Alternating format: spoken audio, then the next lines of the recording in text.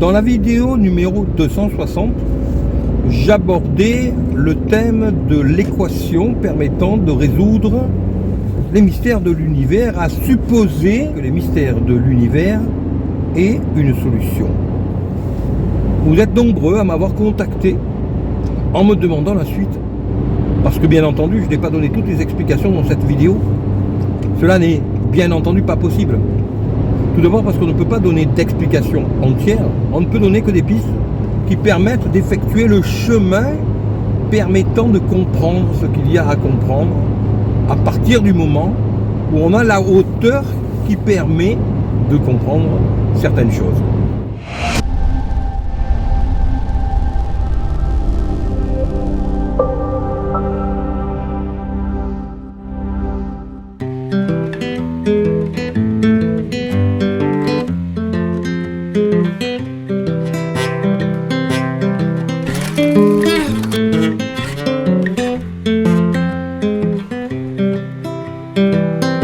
I've been thinking about myself today, thinking how I changed, how I really don't care if you are here or if you don't stay. Now I'm feeling those winter blues. Je ne vais donc pas rappeler tout ce qui a été dit dans cette vidéo. Vous pouvez la voir, il s'agit de la vidéo numéro 260. Je réponds donc ici, autant que faire se peut, aux questions principales qui me sont posées sur ce sujet. Et la question qui revient est toujours la même. Comment peut-on contacter ce qu'il y a à contacter? Pour cela, il faut comprendre la situation dans laquelle nous nous trouvons. Il faut comprendre notre condition humaine. Revenons donc aux différents mondes, le monde minéral, le monde végétal, le monde animal, et ensuite notre monde qui est le monde hominal. S'ensuit ensuite d'autres mondes que l'on nomme avec nos arrière-plans judéo-chrétiens, qui ne font que nommer finalement des concepts ou des principes qui existent sans cela, qui préexistait bien avant. Et donc le monde qui suit est appelé dans notre monde le monde angélique, en référence aux anges bien entendu, mais c'est un principe de la même manière que le monde animal et le monde qui précède, sauf qu'on le voit beaucoup plus. Ensuite, après ce monde-ci, se trouve un autre principe que nous nommons le monde archangélique, pour ensuite atteindre le dernier monde que nous appelons le monde du divin. Alors ces appellations qui tentent de nommer des mondes plus ou moins inconnus de notre monde sont bien entendu soit symboliques, soit abstraits. En bref, ils ne parlent pas vraiment. Alors que les mondes qui précèdent, le monde animal, le monde végétal, le monde minéral, nous les connaissons, de même que les mondes qui suivent nous connaissent très bien. Et donc nous n'avons aucune difficulté à les nommer et à les concevoir. Pour répondre donc à la question qui m'est posée, comment contacter ce qui suit, ce qu'il y a après notre monde? Eh bien, il faut tout simplement comprendre comment nous-mêmes communiquons avec le monde qui précède ou les mondes qui précèdent, ou plutôt pour nous replacer dans la situation dans laquelle nous nous trouvons, comment ces mondes communiquent avec nous. Alors prenons le monde qui précède immédiatement, c'est-à-dire le monde qui nous précède, le monde animal. Eh bien, si on prend un chat par exemple, il va être beaucoup moins apte à communiquer que nous ne le sommes. Et de la même manière, nous sommes aussi peu aptes à communiquer avec le monde qui suit immédiatement, donc le fameux monde dit angélique, que le chat a du mal à communiquer avec nous. Le chat ne communique pas avec des mots, il communique avec les quelques moyens qui sont à sa disposition, de même que le chien. Pourtant, il arrive à s'exprimer, il arrive à communiquer avec nous de manière primaire. Eh bien, notre manière qui nous semble évoluer est tout aussi primaire par rapport au monde immédiatement suivant le nôtre, qui est quant à lui beaucoup plus évolué que notre monde. Quant au monde suivant, eh bien la même différence existe entre le monde angélique et donc le monde archangélique, que l'on appelle donc archangélique, qu'entre le monde animal et le monde végétal. Le monde végétal a peut-être sa conscience. C'est d'ailleurs ce que tendraient à prouver certaines recherches où dans la savane, il a été démontré que les arbres communiquent entre eux pour se prévenir d'un danger lorsqu'il y a un feu de savane, ce qui tendrait à prouver qu'il y a peut-être un certain niveau de conscience, peut-être au niveau du monde végétal. Un certain nombre d'expériences ont tendance à mettre ce phénomène à jour, donc cette conscience à jour, qui est une conscience dont nous n'avons à la limite nous-mêmes pas vraiment conscience, tellement ce monde-là est éloigné du nôtre du fait qu'il est à deux niveaux d'évolution. Et si l'on s'éloigne encore d'un cran et qu'on retombe au stade minéral, de la même manière, on n'imagine même plus à notre niveau qu'à ce stade-là, il puisse y avoir une conscience et donc peut-être une volonté, peut-être une intelligence. On ne l'imagine pas. Et pourtant, on parle de temps en temps, de manière relativement basique, je dirais, du pouvoir des minéraux, des quartz, etc., sans pour autant prêter une conscience à ces niveaux-là. Et donc, si on reporte cela sur les mondes suivants, puisqu'il n'y a pas de raison que nous-mêmes soyons supérieurs au monde qui nous précède, à notre manière, par rapport au monde qui suivent, eh bien, nous sommes peut-être nous-mêmes, et je dirais très certainement, l'équivalent du monde animal par rapport au monde dit angélique, et je dis bien à chaque fois au monde dit angélique, parce que j'ai tout à fait conscience qu'il s'agit là d'une appellation à connotation judéo-chrétienne qui me dérange un petit peu, en ce sens que le principe existe depuis toujours, dirons-nous, donc bien avant les 2000 ans de notre monde judéo-chrétien. Et donc nous sommes, nous, pour ce monde que nous appelons aussi le monde de l'au-delà, donc ce monde dit angélique, l'équivalent de ce qu'est le monde animal pour nous, aussi bien au niveau de la conscience qu'au niveau de l'existence, et de la même manière, pour le monde archangélique, donc le monde qui suit, nous ne sommes peut-être donc nous-mêmes à un deuxième niveau que l'équivalent du monde végétal, pour n'être peut-être par rapport au monde dit divin que l'équivalent de notre monde minéral. Ce qui reviendrait donc à dire que nous ne sommes nous par rapport à cette intelligence correspondant à ce monde que nous appelons divin, l'équivalent de ce qu'est pour nous le monde minéral. C'est-à-dire que pour le monde que nous nommons divin, nous ne sommes nous-mêmes peut-être pas plus qu'un caillou, parfois un beau caillou, mais nous ne sommes peut-être pas plus que ce que représente pour nous le monde minéral. À partir du moment où on a pris conscience de ça, du fait que nous nous trouvons exactement à un stade intermédiaire entre finalement ce que l'on peut appeler la matière et l'esprit. La matière à l'état brut, représentée par le monde minéral, puis le monde végétal, puis le monde animal, pour arriver à notre monde hominal, qui suit ensuite avec un monde beaucoup plus spirituel que nous appelons angélique, puis ensuite à la fois beaucoup plus spirituel et pur, qui correspondrait à un monde donc beaucoup plus épuré, un monde dit archangélique, pour enfin arriver à l'essence, que nous appelons donc nous le monde divin. Lorsque l'on a compris cela, on a compris à quel niveau nous nous trouvons. Et donc à partir du moment où nous avons compris à quel niveau nous nous trouvons, nous comprenons que pour être perçu de monde supérieur, il faut peut-être évoluer par strates. Il ne faut peut-être pas griller les étapes. C'est comme les personnes qui veulent se souvenir, soi-disant, de leur vie antérieure. Je me rappelle, pour avoir parlé sur ce thème-là avec le Dalai Lama, qu'il m'avait répondu en me posant une question très simple. Il m'avait demandé si je me rappelais correctement de mes rêves.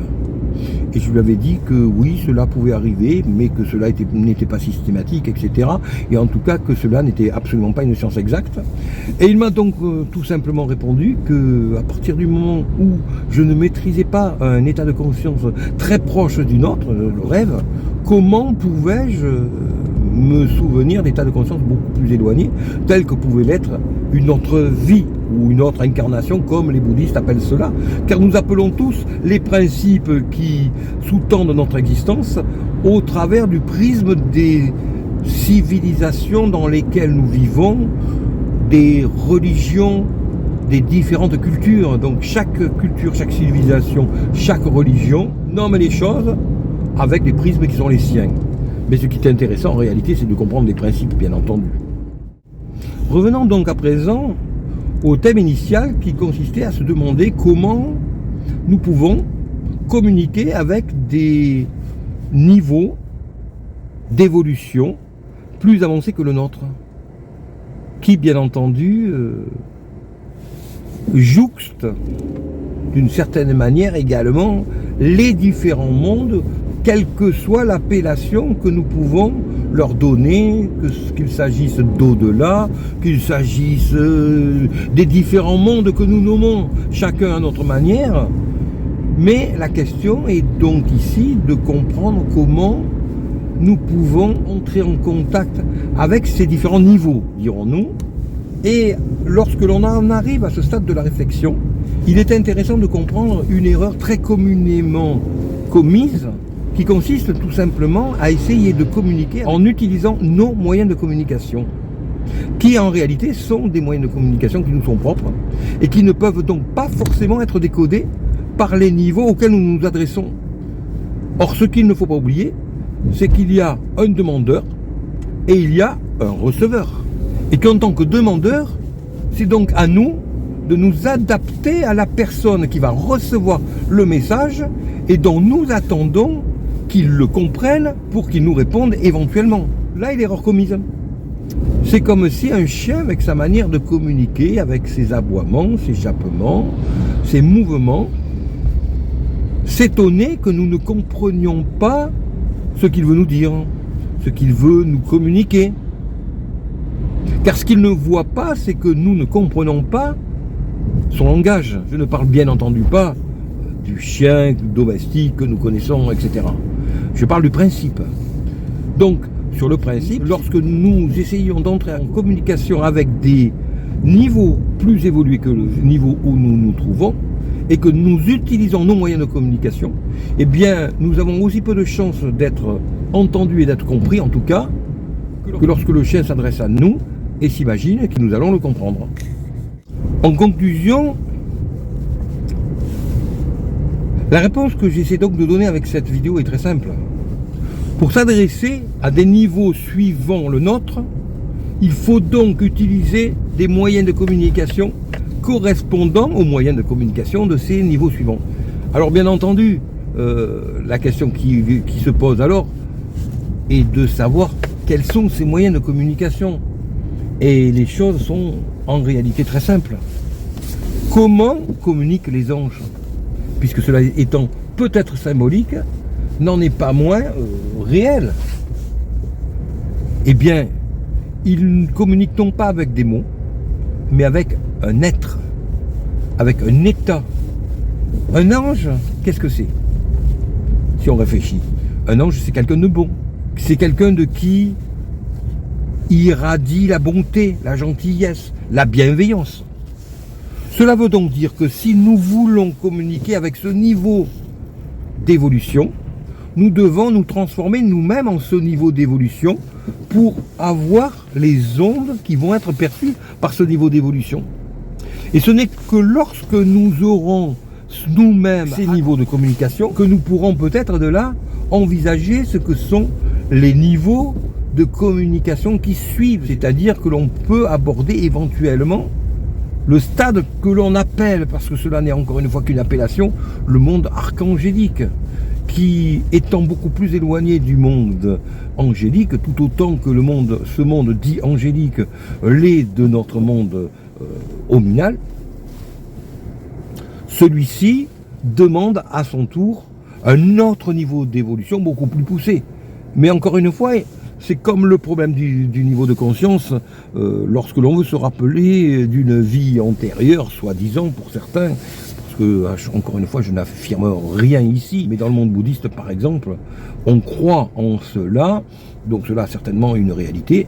Donc de la même manière qu'avant de se rappeler d'un niveau de conscience très éloigné tel que la conscience d'une vie antérieure, il faudrait d'abord être capable de se rappeler de niveau de conscience tel que le niveau de conscience relevant du rêve, par exemple. Et bien de la même manière, il serait nécessaire d'être capable d'élever nos vibrations au niveau de ce monde angélique pour être perçu par ce monde-là, pour ensuite continuer notre évolution. Elle est tout simplement là la clé. Prenons différentes personnes qui sont considérées comme des saints, des personnes qui, par exemple, lorsqu'elles étreignent quelqu'un, leur donnent cette sensation de béatitude. Eh bien cela tend à montrer que ces personnes qui ont peut-être dépassé notre stade et nous montrent le chemin vers ce niveau supérieur avec lequel nous cherchons à communiquer, ont quant à elles peut-être déjà atteint ce niveau et nous en montrent le chemin. Donc pour communiquer avec ces niveaux qui nous dépassent, une fois que l'on a compris le mécanisme, eh bien il faut nous-mêmes adapter nos vibrations. Alors bien entendu, quelqu'un qui va être avide, cupide, qui va être en proie à des humeurs de colère, des envies de vengeance, forcément ne s'élèvera pas de ce monde-ci dans lequel nous nous trouvons. Donc lorsque l'on est à ce stade-là, il est inutile de chercher à communiquer avec des niveaux de conscience ou d'évolution qui ne sont pas compatibles avec cette manière d'être. Et c'est là que l'on rejoint une discipline qu'on appelle l'alchimie. Car ici se trouve la clé de l'alchimie. Si l'on reprend les principes de l'alchimie, il est bien dit que la matière que nous modifions n'est que le révélateur de la modification effectuée sur notre être. Et que pour réussir le grand œuvre, c'est-à-dire la transformation du plomb en or, il faut arriver au stade où l'on n'en aura plus besoin.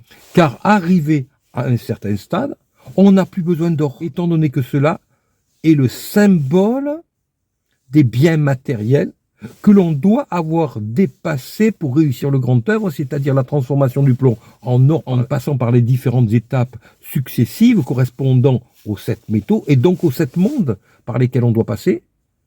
Eh bien, lorsque l'on a atteint le stade permettant d'accomplir ce grand œuvre, on a donc dépassé la condition humaine et donc forcément, on a dépassé la cupidité qui fait que cet or ne nous sert plus à rien, puisque nous ne sommes plus de ce monde.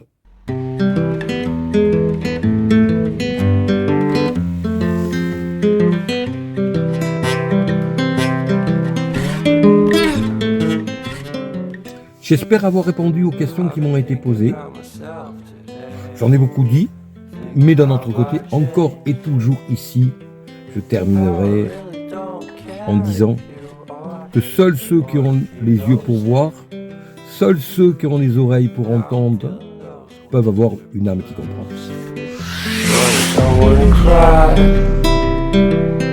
All we ever do is laugh it off, and I'm sick and I don't know why. Do you remember that night we met?